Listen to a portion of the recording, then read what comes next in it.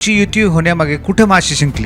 काही पक्षांबरोबर युती करण्याची, पण काही पक्षांनी आम्हाला पाण्यात बघण्याचं काम केलं की तुमचं अस्तित्वच नाहीये, तुम्ही मतदानच घेऊ शकत नाही. विजय शिवतारे आणि संजय जगताप एवढं तुम्ही म्हणले की आता या अशा टाईपचं वैर आहे, एका रात्रीत एकत्र का आले? म्हणून आमच्या सारख्याला टार्गेट करायला तुम्ही एकत्र येणार, पुरंदरवरून आमचं राजकारण इथे येऊन करणार. तुम्ही तात्पुरतं येणार, गणपती पुरतं येणार, नवरात्राच्या आरतीला येणार, हे फक्त हार नारळ घ्यायला येणार, तेवढ्या पुरता तुमचा प्रवास आहे. अजित पवारांची तुम्ही सभा घेतली, गर्दीही मोठ्या प्रमाणात झाली होती, पण या गर्दीचं रूपांतर मतामध्ये कितपत होईल? हे पैसे देऊन आणलेली लोक नव्हती. पहिल्या खुर्चीपासून तर शेवटच्या जो अर्धा किलोमीटरची लाईन होती हे लोकांचा उत्स्फूर्तच प्रतिसाद त्याला होता.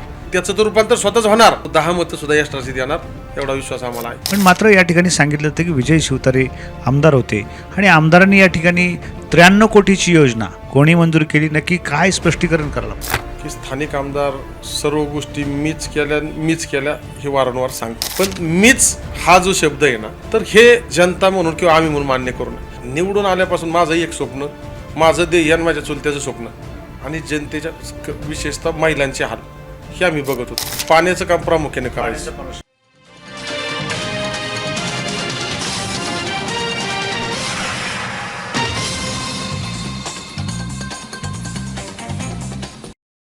नमस्कार, स्टार महाराष्ट्र न्यूज चॅनलमध्ये आपणा सर्वांचं स्वागत आहे. महाराष्ट्रभर नगरपरिषदांच्या निवडणुकीचा धुराळा त्या ठिकाणी सुरू आहे. याच पार्श्वभूमीवरती पुणे महानगरपालिकेतून वगळलेली काही गावं आहेत आणि या गावांमध्ये फुरसुंगी आणि उरुळी देवाची या नगरपरिषदेने जन्म घेतला आहे. या नगरपरिषदेच्या रणधुमाळीसाठी केंद्रीय मंत्र्यापासून आमदार असतील, माजी आमदार असतील, अनेकांनी या ठिकाणी आपला कस लावण्याचा प्रयत्न केला आहे.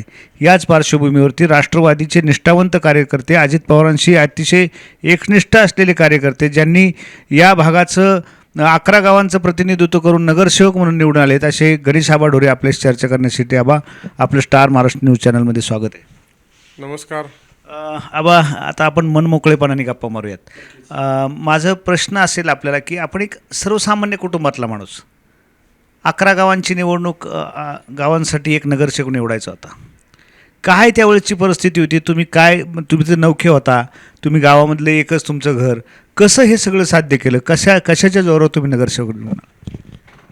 खरं तर समाविष्ट 11 गावांची इलेक्शन ही कोर्टाच्या आदेशाने खरं तर ही गावं पुणे महानगरपालिकेमध्ये दाखल झाली.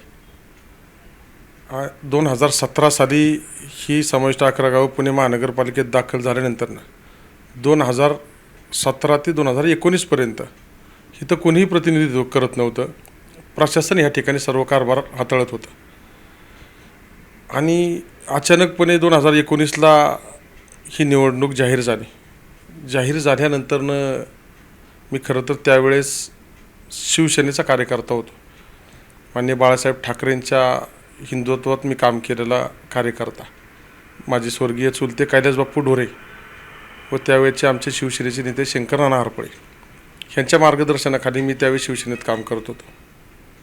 पण राजकीय घडामोडी, नाट्यमय राजकीय घडामोडी घडल्या आणि त्यावेळेस माझं तिकीट शिवसेनेकडनं डावलण्यात आलं आणि सर्वसामान्य कुटुंबातला एक शेतकरी घरातला मी कार्यकर्ता, त्यावेळेस राज्याचे नेते उपमुख्यमंत्री अजितदादांनी माझ्यावरती ठाम विश्वास ठेवून त्यावेळेचे पुणे शहराचे शहराध्यक्ष राष्ट्रवादी काँग्रेस पार्टीचे चेतन तुपे पाटील असतील, स्थानिक राष्ट्रवादी काँग्रेस म्हणजे फुरसुंगी असेल, उरुळी देवाचे असेल, प्रामुख्याने ह्यांनी मला तिथपर्यंत पोहोचवण्यासाठी लीड घेतलं.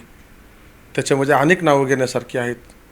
प्रामुख्याने नाव घेऊ शकतो मी राष्ट्रवादी काँग्रेस पार्टीमधनं प्रवीणजी कामटे असतील, नामदेवदादा खुटवड असतील, सुहासाबा खुटवड असतील, संतोषभाऊ पवार असतील, दादासाहेब कामटे असतील, नानासाहेब सूर्यवंशी असतील, राजाभाऊ सूर्यवंशी असतील, रमेश अप्पा निवंगुणे असतील, राहुलदादा चोरगडे असतील, अशा एक ना अनेक लोकांनी मला राष्ट्रवादीत स्वीकारण्याचं मनापासून मोठेपणा दाखवला की बाबा ठीक आहे, शिवसेनेचा कार्यकर्ता अचानक राष्ट्रवादीतून एवढं मोठं तिकीट मागतोय, तर त्यांनी स्वीकारलं. कदाचित त्यांनी स्वीकारलं नसतं तर वरच्या नेत्यांनी मला स्वीकारलं नसतं, पण ह्या नेत्यांनी मोठं मन दाखवलं आणि मला राष्ट्रवादीत माझा प्रवेश करून घेऊन मला त्यावेळेस राष्ट्रवादी काँग्रेस पार्टीच्या मोठ्या पक्षाचं तिकीट मला त्यावेळेस मिळून दिलं आणि खऱ्या अर्थानं तिथनं माझा त्या इलेक्शनचा प्रवास सुरू झाला. तिकीट जाहीर झालं, मी राष्ट्रवादी काँग्रेस पार्टीचा अधिकृत उमेदवार म्हणून झालो, तर त्यावेळेस मला ठराविक शिवसैनिकांनीही मदत केली. स्वतः माझा जनसंपर्क ह्या परिसरामध्ये माझे चुलते स्वर्गीय कैलास बापू ढोरे असतील, शिवसेना म्हणून शंकर नाना हरपळे असतील, ह्यांनीही त्यावेळेस प्रचाराची धुरा त्यांनी ह्या ठिकाणची सांभाळली. आणि इतर 10 गावांमध्ये किंवा 9 गावांमध्ये, कारण उरुळी देवाची लगतचं गाव होतं, त्याही लोकांनी माझ्यावरती विश्वास ठेवला. त्यावेळेसचे राष्ट्रवादीचे तात्यासाहेब आढळे असतील, भाऊसाहेब पाचपुते असतील, आप्पा नेवसे असतील, विकास, म्हणजे अनेक नावं आहेत की बाबा काहींनी पक्षविरहित जाऊन माझं काम केलं. असे अनेक कार्यकर्ते त्या ठिकाणी किंवा नेते मंडळी होती. ह्या लोकांनी 2 गावातल्या लोकांनी स्वतःची इलेक्शन असल्यागत मला ह्या ठिकाणी जपलं. आणि ह्या जनतेने खरं तर त्या लोकांकडे बघून, माझ्या चुलत्यांचं कार्य बघून, कारण माझं कुटुंब खरं तर तुम्ही म्हणल्याप्रमाणे एकच ह्या ठिकाणचं कुटुंब आहे. एक कुटुंब जरी असलं तर माझं एका कुटुंबातले आम्ही 28 लोक आहोत. आणि त्याच कुटुंबातले कमीत कमी 5 ते 6 लोक समाजकार्यात ॲक्टिव्ह आहेत. स्वतःचा व्यवसाय करून जो काही वेळ त्यांच्याकडे शिल्लक राहील तो वेळ समाजासाठी देतात. म्हणजे एक चेहरा म्हणून मी जरी पुढं असलो किंवा माझे चुलते जरी असले तर आमच्या मागं आमच्या कुटुंबातले 6-7 लोक आहेत. असं सगळं असताना इतर 9 गावांमध्ये पक्षाची ताकद मला मिळाली. आणि माझं पूर्वीच्या शालेय जीवनापासून मला संघटनाची खूप आवड होती. मित्रपरिवार जुळवायचा, मित्रपरिवाराच्या सुखदुःखात उभं राहायचं. आणि ह्याच मित्रपरिवाराच्या जोरावरती मी इतर गावात पोचू शकलो. कारण माझं नातं होतं थोड्याफार प्रमाणात ह्या गावातल्या नेते मंडळींचं नातेवाईक, पण माझ्या मित्रपरिवाराचा गोतावळा मोठा होता.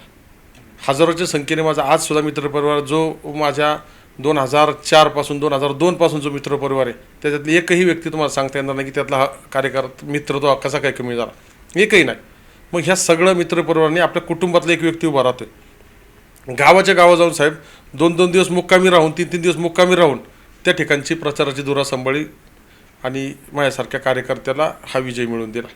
अगदी बरोबर. तुम्ही नगरसेवक झालात, अनोखे असून सुद्धा लोकांनी तुम्हाला स्वीकारलं. मात्र 2019मध्ये कोरोनाने गाठलं. काय विकास कामांना अडथळा आला किंवा काय विकास कामं करता आली आपल्याला? 2019ला माझी निवड झाली. मला 6 महिन्याचा कालावधी क्लिअर मिळाला. माझे निवडीचं पत्र घेतलं त्या दिवशी साहेब मी निवडीचं पत्र आपला येरवड्याच्या त्या तिकडनं घेऊन आलो. निवडणूक कार्यालयातनं ते पत्र घेऊन येत असताना कधी न येतो एवढा धो पाऊस होता. म्हणजे जसं आपल्याला आनंदाचे अश्रू येतात तसं जसं काय आभाळी आशीर्वाद दिलं. मग मी बेखराई मातेच्या मंदिरापासून तर माझ्या कुटुंब इथपर्यंत घरापर्यंत 1 किलोमीटर मी चालत 1.5 किलोमीटर चालत आलो. आणि खूप मोठा लवाजमा माझ्याबरोबर चालत होता. गुडघ्या इतकं पाणी. आणि त्या दिवसापासून पाऊस चालू झाला तर 2.5-3 महिने सातत्याने पाऊस होता. पहिलं संकट मला त्यावेळेस आलं की पाऊस चालू झाला, त्याच्यातून मार्ग काढत आता ड्रेनेज चोकअप असतील, वढे नाले, सुरुवातच तिथून झाली. आणि अडचणीतूनच माणूस खंबीर होतो, हा माझा पहिल्यापासून ध्यास होता. किंवा अडचणी येतात ना तर हे तुम्हाला सक्षम करायला अडचणी येतात. मग ह्या सगळ्या अडचणी त्याच्यातून पार पडस्तोवर तर 2020 चालू झालं. 2020 मार्चला कोविड चालू झाला.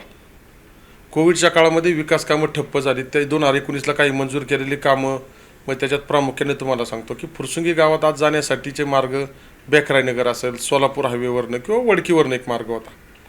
अशा ह्याच्यात मी एक नवीन मार्ग काढला की जो पायवाट होती किंवा कच्च्या स्वरूपाचा. फुरसुंगी गावातनं वडकी गावावरनं परदेशी मळा उरुळी पोलीस स्टेशनच्या जवळून तो एक मार्ग जात होता. मग मी टार्गेट ठेवलं किंवा फुरसुंगीच्या लोकांना सासवड हायवेला जाण्यासाठी अख्ख्या लोकांना बेखराईनगरला यायला 3 किलोमीटर यावं लागतं. तर जर त्यांना सासवड हायवेला जायचं असेल, सासवडला जायचं असेल, कात्रज बायपासून कात्रज जायचं असेल, तो मार्ग महत्त्वाचा आहे. परदेशी मळा ते उरुळी पोलीस चौकीचा तो मार्ग पहिला मी टार्गेट ठेवून तो रस्ता पहिला रुंदीकरण व त्याचं डांबरीकरण करून घेतलं. गुडघ्या इतके त्याचे चिखल असाय साहेब, सायकलसुद्धा जात नव्हती. अशा परिस्थितीत तो मार्ग पहिला केला. आणि मी निवडून येण्या अगोदर माझे चुलते तुम्हाला मी वारंवार सांगतो की ते इथं काम करत होते. तर त्या जुन्या लोकांचं एकच टार्गेट होतं की महिलांच्या डोक्यावरचा हंडा उतरवायचा. निवडून आल्यापासून माझंही एक स्वप्न, माझं ध्येय आणि माझ्या चुलत्याचं स्वप्न आणि जनतेच्या विशेषतः महिलांचे हाल हे आम्ही बघत होतो. तर सगळ्यात प्रथम ठीक आहे, रस्ता लाईट थोडंसं लेट झालं तरी चालेल, पण पाण्याचं काम प्रामुख्याने करायचं असं एक सगळं होतं. त्याच्यातच कोविडने गाठलं. 2020ला कोविड आला. मग ते कोविड असतानाच मी थोडंसं त्या परमिशनसाठीचा प्रयत्न करत राहिलो. एका बाजूला कोविडसारख्या महामारीला सामोरे जात राहिलो, त्याच्यामध्ये वॅक्सिनेशन करणं असू द्या, सॅनिटायझर असू द्या, मास्क असू द्या, औषध फवारणी असू द्या, ह्यासारख्या गोष्टीची यंत्रणा मी पुणे महानगरपालिकेकडून इथं उपलब्ध करून दिली.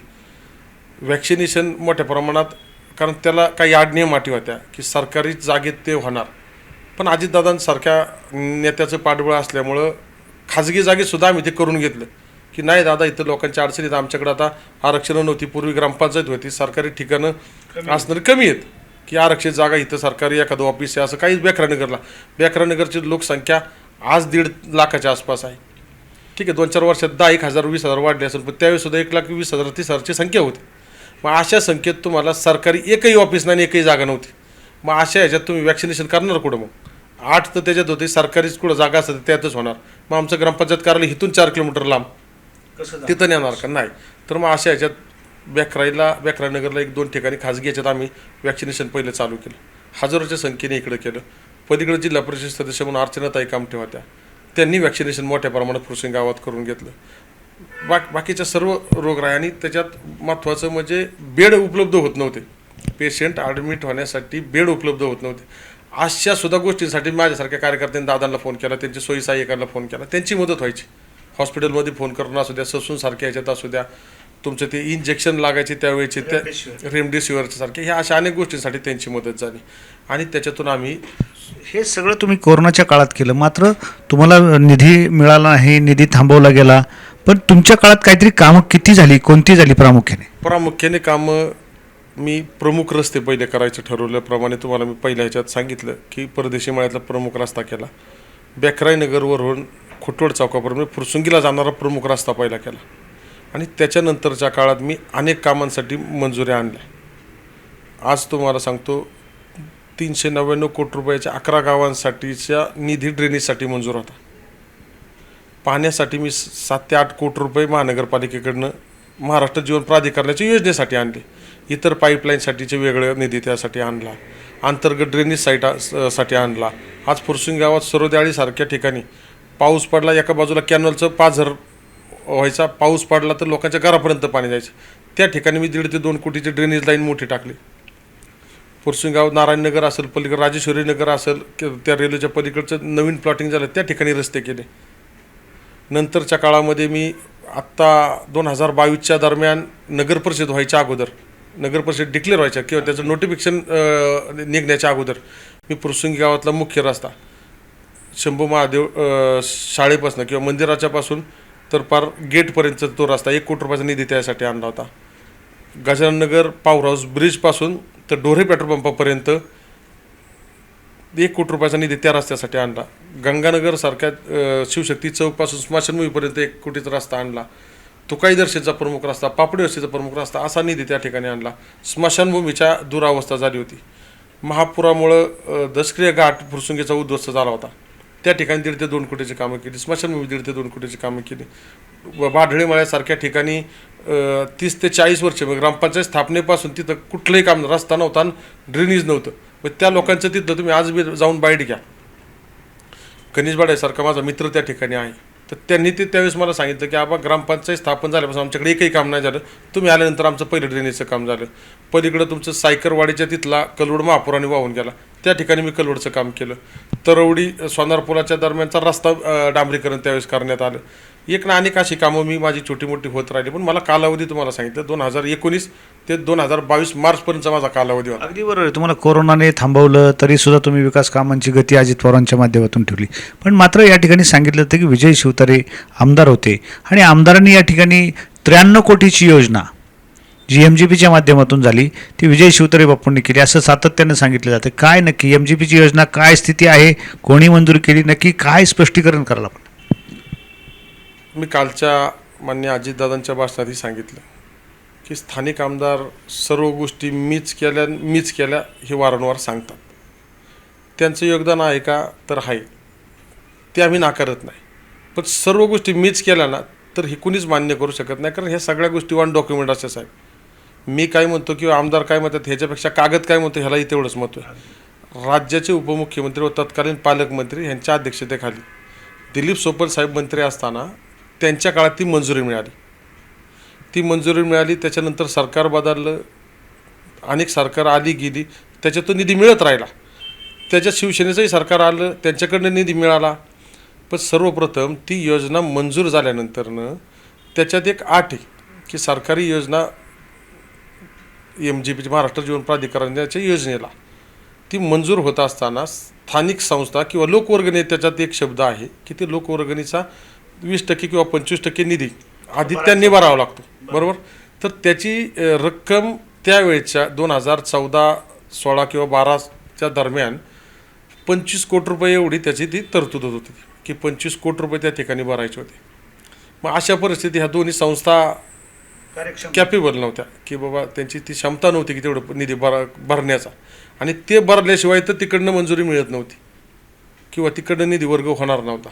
मग अशा परिस्थितीत दादांनी एका ह्याच्यात निर्णय घेतला की पुणे महानगरपालिकेचा कचरा डेपो ह्या दोन्ही गावांच्या हद्दीत आणून टाकलेला आहे, त्याच्यामुळं पाणी पुरवठा दूषित झालेला आहे. ह्याचा आधार घेत दादांनी महापौर त्यांच्या विचाराचे, राष्ट्रवादी काँग्रेस पक्षाचे व पुणे शहराचे महापौर दत्तासाहेब दनखवडेंना एक सूचना दिल्या की ह्या दोन्ही गावांचे हे जे काही निधी भरायचं काम ह्या ग्रामपंचायतीचं आहे ते त्यांनी न भरता तुम्ही द्यायचा. त्यांच्या आदेशानुसार, दादांच्या सूचनेनुसार 22 कोटीचे चेकचे झेरॉक्स आमच्याकडे आहे.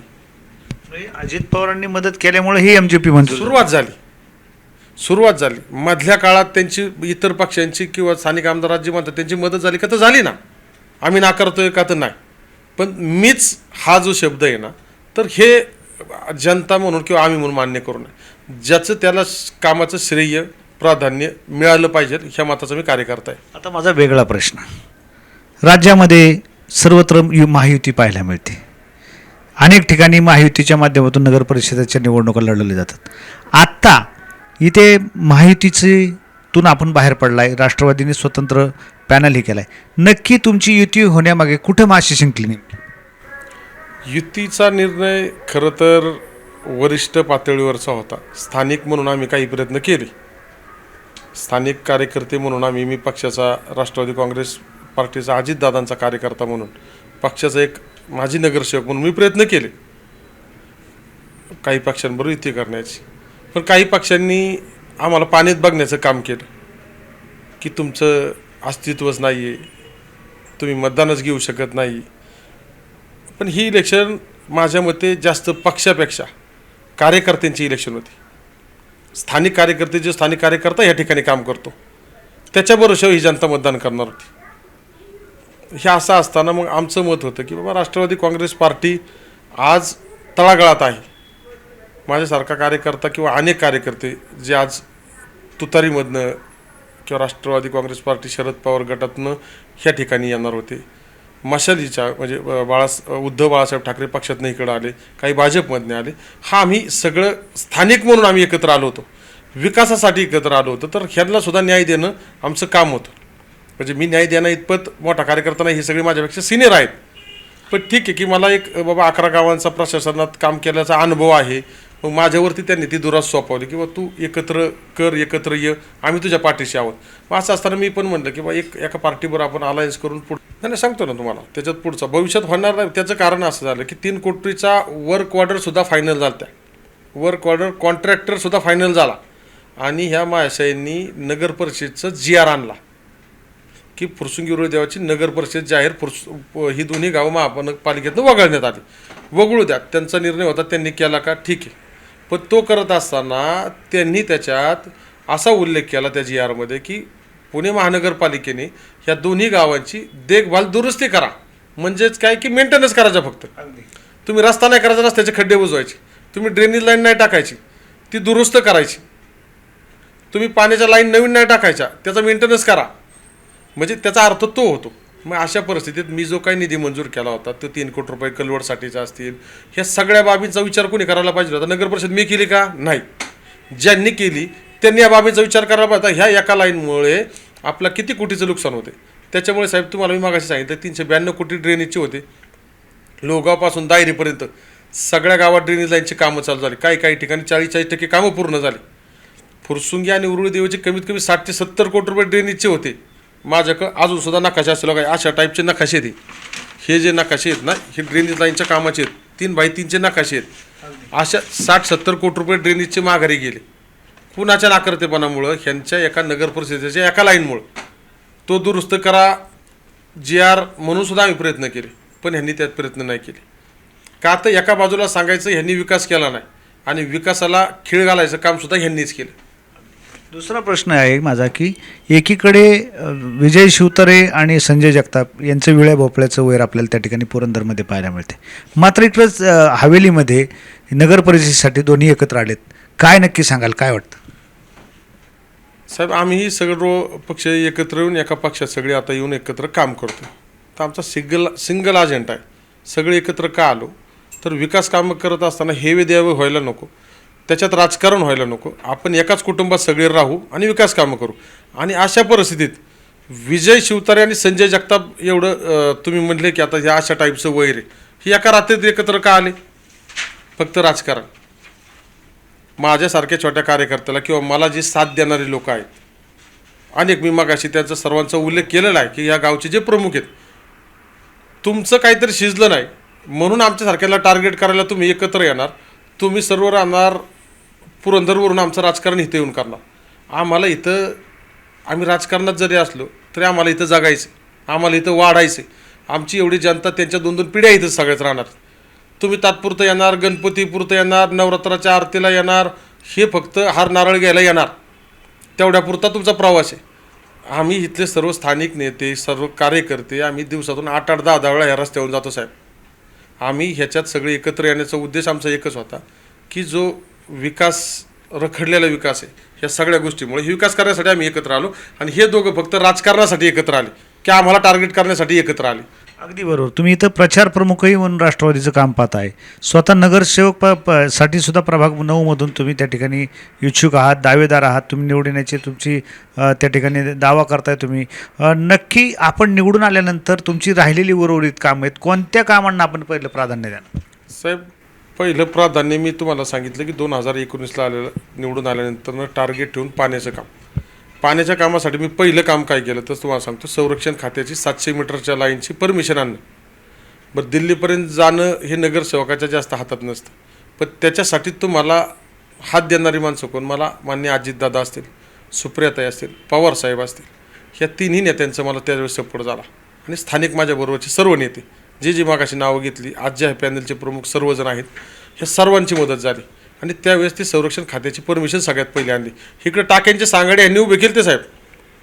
कॉलम टाकून टाक्यांचे सांगाडे 4-4 वर्ष तसेच पडून होते, पाईप येऊन पडले होते. पण जोपर्यंत आडात येणार नाही तोपर्यंत त्या पवऱ्यात कसं येणार? म्हणजे हितं आणण्यासाठी ती संरक्षण खात्याची 700 मीटरची परमिशन पहिली आणली. त्यानंतरनं रेसकोर्सपासून साहेब, रेसकोर्सपासून तुकाई दर्शनपर्यंत पाण्याची लाईन आणताना काय काय अडचणी असतात हे बारक्या पोराला सुद्धा विचारा. वसाहतीमधनं लाईन आणली, इरिगेशनच्या कॅनलच्या शेजारनं लाईन आणली.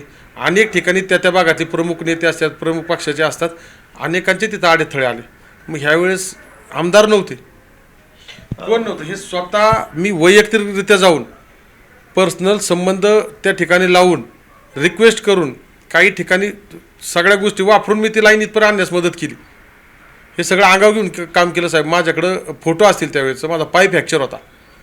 शिंदे वस्ती म्हणून आपल्या हडपसर इंडस्ट्रियल एरियाच्या पुढे गेलं की शिंदे वस्ती म्हणून आहे, तर त्या ठिकाणच्या कार्यकर्त्यांनी ती पाईपलाईन तिथं अडवली होती आणि माझा पाय फ्रॅक्चर होता. मी जनसंपर्क कार्यालयात बेड टाकला होता साहेब. आत्ता जिथं आपण बैठक घेतोय का तर मला इथं येण्यासाठी, कारण माझा जिनावरती सोडून तर माझा बेडच इथं होता. ह्याच ठिकाणी बेड करून मी ह्याच ठिकाणी लोकांच्या अडीअडचणी सोडत होतो. तशा परिस्थितीत मी ते 3-3 दिवस जाऊन उभा राहत होतो. पण मी ह्याची जाहिरातबाजी नाही केली साहेब. मी त्यावेळेस स्टेटस तुमचं जे काय आज ओरडून सांगतात सगळे की आम्ही केलं, माझं कर्तव्य म्हणून आम्ही करतो ना. अगदी माझा दुसरा प्रश्न की ही नगर परिषद अतिशय प्रतिष्ठेची झालेली आम्हाला त्या ठिकाणी पाहायला मिळते. त्याचं कारण असं की तर केंद्रीय मंत्री मुरलीधर मोहोळ तत्कालीन या ठिकाणचे महानगरपालिकेचे महापौर होते. अनेक कामांच्यासाठी तुम्ही त्यांच्याकडे भेटत होता, निधी त्यांना मिळाला नाही. आज ते स्वतः तुमच्या विरोधात त्या ठिकाणी प्रचारासाठी येत आहेत. साहेब, केंद्रीय मंत्री म्हणून आज ते जरी असले तर ते भाजपचे नेते म्हणून इथं सारखे येतात. भाजप आज देशाचे मंत्री आहेत, पक्षाचे नाहीत ना, बरोबर ना? देशाचे मंत्री आहेत. मग तुम्ही विकास कामांसाठी यायला पाहिजे, तुमच्या पक्षाच्या कार्यकर्त्याच्या प्रचाराला नाही का? तुम्हाला ह्याच्या अगोदर महापौर असताना ह्या लोकांची तळमळ दिसली नाही त्यावेळेस का तुम्ही बैठका घेतल्या नाही त्यावेळेस साहेब माझं ऑन पेपर आहे मी 2,000 कोटी रुपये त्यांना ह्या 11 गावांसाठीची मागणी केली होती महापौर म्हणून. तर काल माझेच मार्गदर्शक प्रवीण शेठ कामटे यांनी उल्लेख केला कालच्या त्यांच्या त्या बाईटमध्ये की महापौर असताना त्यांनी पेठांमध्ये खर्च केला तर त्यांचं ते वक्तव्य खरं आहे की जिथं विकास झाला आहे तिथलेच रस्ते काढायचे तिथंच रस्ते करायचे तिथल्याच पाईपलाईन तिकडे खर्च केला. आणि ह्या गावांना तुम्ही आज न्याय मागायला तुम्ही भाजपला मतं मागायला आला. तुम्ही महापौर असताना महापौर बजेटमधलं त्यांचे जे काही 100 कोटी रुपये त्यांना वैयक्तिक बजेट असायचं त्याच्यातून तुम्ही किती कोटी रुपये फुरसुंगी रुळी देवाचीला दिले दाखवा त्यांना स्वतः इथं येऊन जे प्रचार करतात तुम्ही अधिकारवानाने ह्या गावाला किती निधी दिला मग तुम्ही आज मतं मागताय. मतं मागायचा अधिकार तुम्हाला आहे समजा तो संविधानाने तुम्हाला दिलेला आहे ते आम्ही नाकारत नाही पण नैतिकता पाळली गेली पाहिजे त्याच्यात नैतिकता आहे का. दुसरा आपल्याला या ठिकाणी आरोप केला जातोय की टँकर माफियांना तुम्ही संरक्षण देताय टँकरची संख्या वाढते सोसायट्यांना पाणी मिळत नाही नक्की काय प्रकार आहे. साहेब टँकर माफिया म्हणजे समजा माझे इथं फुरसुंगी गावात 10 ते 20 कुटुंब आहेत की ते टँकरचा व्यवसाय करतात त्याच्यातीलच माझंही कुटुंब टँकर व्यवसायात होतं. आज काळाची गरज म्हणून आम्ही शेतकरी कुटुंबातली व्यक्ती होतो माझे आजोबा माझे वडील चुलते शेतकरी कुटुंबातली माणसं सगळी. पण शेती चालू असताना तिथं स्थानिक आजूबाजूला शहरीकरण होत होतं. शहरीकरण होत असताना आमच्या शेतीत जर विहिरी होत्या त्यावेळेचं जे शहरीकरणासाठी बांधकाम व्यावसायिक जे होते तर ते आमच्यापर्यंत येऊन पोचायचे की बा तुमची विहीर आहे तर तुम्ही शेतीतून तुम्हाला तेवढं उत्पन्न मिळत नाही त्याच्यापेक्षा 2 रुपये आम्ही तुम्हाला जास्त देऊ तुम्ही आम्हाला पाणी द्या. साहेब हा व्यवसाय आम्ही लोकांच्यावर लादला नाही. म्हणजे जरी माझं कुटुंब आज पाण्याचा व्यवसाय करत असेल तर तुम्ही इथं 2.25 लाख लोकसंख्या आहे तुम्ही जाऊन एखाद्या तिथं जाऊन विचारा की बाबा ह्या कुटुंबाचा पाण्याचा व्यवसाय होता तर तुम्हाला ह्यांनी येऊन लादलं का नाही आमचं पाणी घ्या सोय म्हणून आम्ही ती बघितली आणि कधी त्याचा गैरवापर साहेब आम्ही केला नाही. अजूनही टँकरची समस्या जाणवते. असा प्रश्न असताना माझ्या चुलत्यांच्या काळात ते ग्रामपंचायत सदस्य असताना आम्ही आमची चालू विहीर जी शेतीसाठी चालू होती ती चालू विहीर साहेब आम्ही ग्रामपंचायतसाठी त्याच्यात म्हणजे पाणी चालू मोटरसहित सगळी ती विहीर आम्ही ग्रामपंचायतसाठी दिली होती. मग त्याचा का प्रचार करत नाहीत हे की लोक बाबा आम्ही समाजसेवा करतो राजकारणात आहोत तर आम्ही समाजात काहीतरी देणं लागतो म्हणून आम्ही ती विहीर दिली ह्याचा का उल्लेख करत नाहीत. बरं जे ओरडतात स्थानिकच आहेत ते त्यांच्या कुटुंबातले किती जणांचे व्यवसाय आहेत यादी करा. माझं कुटुंब एकच आहे माझं एकट्या कुटुंबाचा व्यवसाय आहे ना तर जे माझ्यावर आरोप करतात त्यांच्या आडनावाच्या कुटुंबांचे किती जणांचे ते व्यवसाय आहेत ते का सांगत नाही तुम्ही घ्या ना यादी. माझा दुसरा प्रश्न की ढमाळवाडी आणि पापडे वस्तीच्या आम्ही परिसरात काही सर्वे केला फिरलो तिथं स्मशानभूमीची सुद्धा व्यवस्था नाही आहे त्यांना हडपसरला असेल किंवा इतरत्र फुरसुंगी असेल अशा ठिकाणी अंत्यविधीसाठी जावं लागते. साहेब त्याचं असं आहे की फुरसुंगी हे 2 पार्टमध्ये आहे. फुरसुंगी गावातच बेखरायनगर येतं आणि फुरसुंगी गावठाण म्हणून एक गावचा परिसर आणि फुरसुंगी गावात एक बेखरायनगर म्हणून मोठा परिसर झालेला आहे. तर फुरसुंगी गावाला एक सुसज्ज अशी स्मशानभूमी तिथं आज आहे.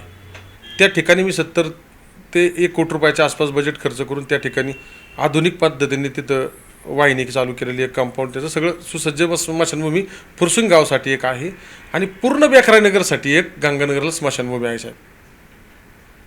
बेखरायनगरसाठी म्हणजे बेखरायनगरमध्ये मग तू काय दर्शन आलं धमावडी पापडी वस्ती आली गंगानगर आलं छोटे जुनी बेखराई म्हणून आलं अनेक पार्टी तर ह्या टोटल बेखरायनगरसाठी गंगानगरमध्ये स्मशानभूमी आहे आणि दशक्रिय घाटसुद्धा तिथं चांगला आहे. तुम्ही स्वतः प्रचार प्रमुख फिरता म्हणून फिरताय नगराध्यक्षांसाठी प्रचार करताय इतर सर्व तुमचे नगरसेवक आहेत त्यांच्यासाठी प्रचार करताय कसा लोकांचा प्रतिसाद वाटतोय काय. साहेब ह्याच्यात आम्ही प्रचार करतोय लोकांना सगळी वस्तुस्थिती सांगतोय की बाबा येणाऱ्या काळात आम्ही ही सगळं एका विचाराची माणसं का निवडून आली पाहिजेत. एका विचाराची माणसं आल्यानंतर ना विकास कामात हेवेदेवे होत नाही. वेगवेगळ्या विचाराची माणसं जर निवडून आली तर तिथं विकास कामांच्या बाबतीत कारण मी पुणे शहरात बघितलेलं आहे वेगवेगळ्या विचाराची जर 2 नगरसेवक एका प्रभागात निवडून आले तर त्यांचं एक काम राहतं. समजा जर मी एखाद्या प्रभागात एक पक्षाचा माणूस निवडून आला आणि दुसऱ्या एक पक्षाचा निवडून आला तर विकास कामं करत असताना जो एक नगरसेवक म्हणणार की मला हे काम करायचं आहे तर दुसरा म्हणणार मला ते काम करायचं ह्या दोघांच्या भांडणामध्ये निधी परत माघारी जातो.